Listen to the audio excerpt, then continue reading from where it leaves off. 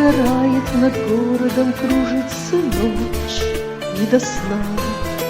У Симона в доме Спаситель гостил, вдруг заходит она, и, рыдая, припадает к ногам, слезы льются по щекам. Какой позор, вокруг шептали тут и там. Мои грехи выше облаков, освободи же от оков. Ты душу грешную мою, шептала девица Христу.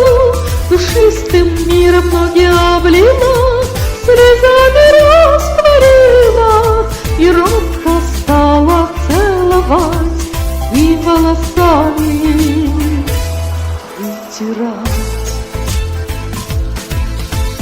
Нежно Спаситель взглянул на нее и сказал: не грусти, вот я прощаю тебя, иди с миром и впредь не греши.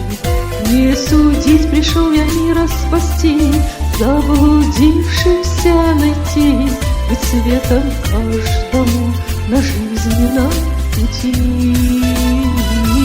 Моя любовь выше облаков, я подарить тебе готов. Весь шар земной и солнце свет, и миллионы долгих лет. Иди за мной, оставь свой прежний путь, и ты поймешь, в чем жизнь суть. Я так люблю тебя, дитя, иди за мной, я жду тебя.